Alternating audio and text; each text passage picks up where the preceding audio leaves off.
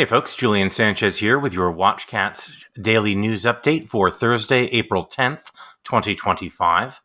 Starting off with a couple of updates on stories we'd mentioned on previous roundups. Just yesterday, we talked about the plan to cut off phone service for Social Security recipients for many functions.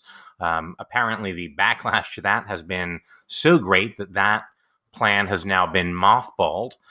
Instead, starting next week, a new automated system is going to be rolled out that'll flag some calls as suspicious, and then those recipients or applicants will be required to seek help either in person or via an online system that has additional steps of verification.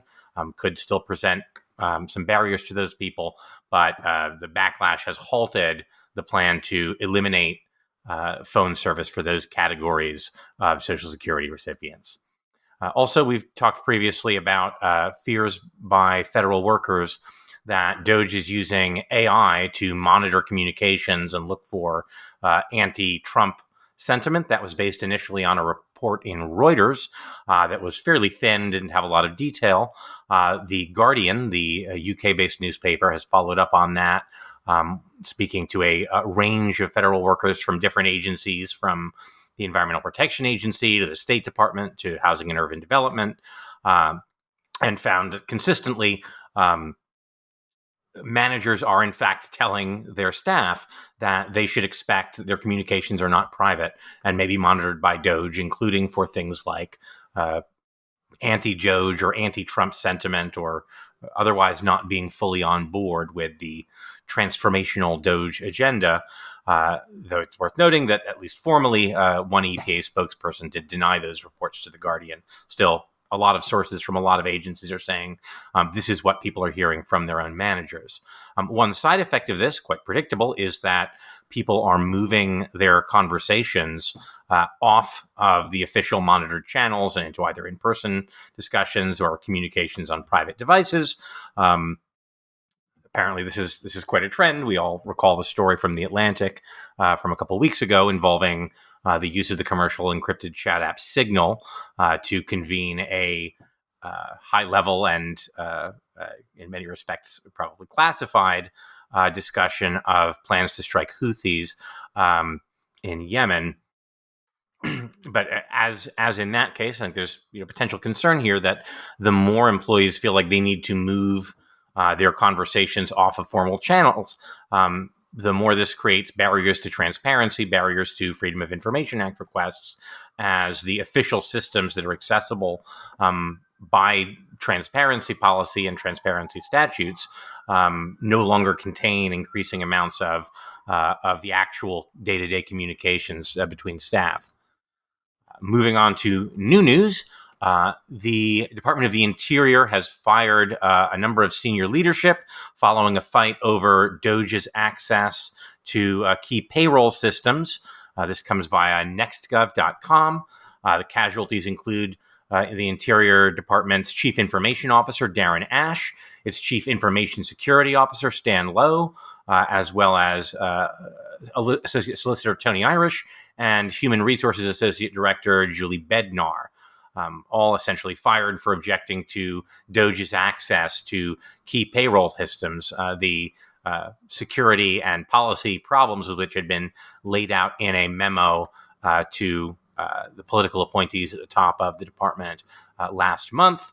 Many others in senior leadership are voluntarily taking the offer of deferred resignation.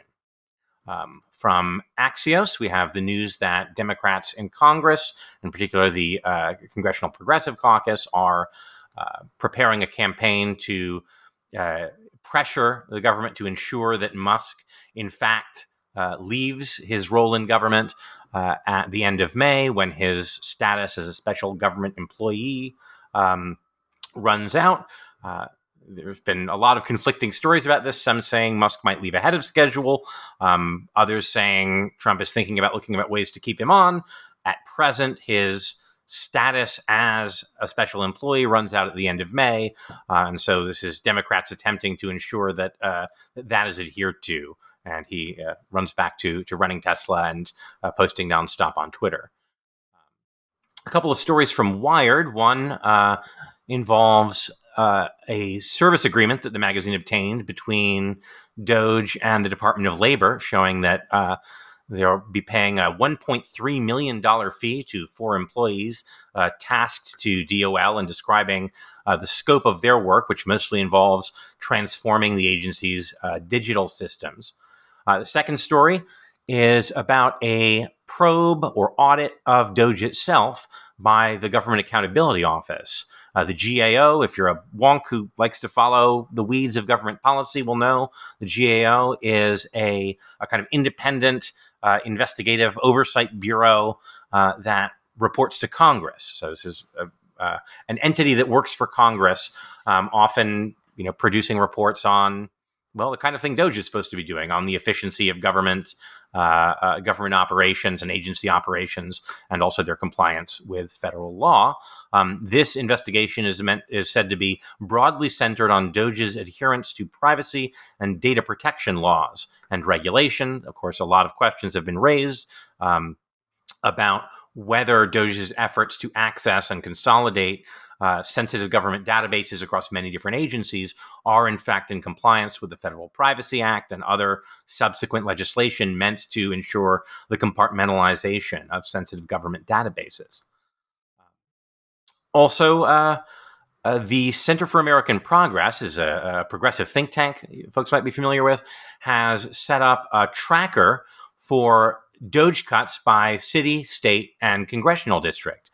People think of cuts to the federal government, cuts Doge is making, as implicating, Washington, D.C., or maybe the D.C. metro area. But of course, the federal government has a pretty big footprint. It has offices in all the 50 states, in many different kinds. It provides grants and other kinds of funding to states and localities. And so what CAP, the Center for American Progress, has put up is a sort of work in progress that is trying to tally and localize the consequences of those cuts. So you can see, in your city, in your state, what programs are being cut, what money is being lost. Also, Doge itself has reported that it has recently cut another 108 wasteful contracts, or at least contracts that Doge deemed wasteful, including contracts for leadership training at various agencies, as well as outside consulting and strategy services provided by outside firms. The ceiling value of those contracts is $250 million, although, as we've discussed in previous roundups, the ceiling value is a kind of upper limit. The actual number is often significantly lower. Moving to USAID, a report from the Washington Post. As that agency, the United States Agency for International Development, is being effectively dismantled, Secretary of State Marco Rubio had said that about 1,000 grants would nevertheless be able to continue for humanitarian reasons. These are grants providing emergency medical assistance or food aid to parts of the developing world where they really are sort of critical to saving lives on a sort of day-to-day basis. Many of those contracts have now nevertheless been eliminated. The 28-year-old Doge lawyer who has been installed as the head of USAID, Jeremy Lewin, ended those for, in the words of his memo, the convenience of the United States government. It's about $1 billion worth of medical and food aid contracts, grants rather, that have now been cut.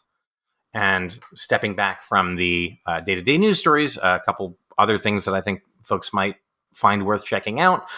Over at The Verge, the editor-in-chief there has an interview with the former head of the Consumer Financial Protection Bureau, Rohit Chopra, where they talk about what the agency was doing and why Doge and the Trump administration are determined to shut it down. I think that's a conversation worth a listen, and also a topic we are likely to circle back to on a future WatchCats episode.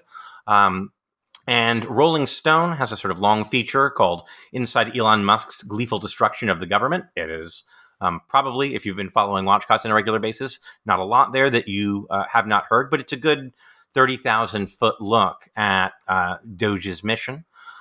That is the news for today, April 10th, 2025.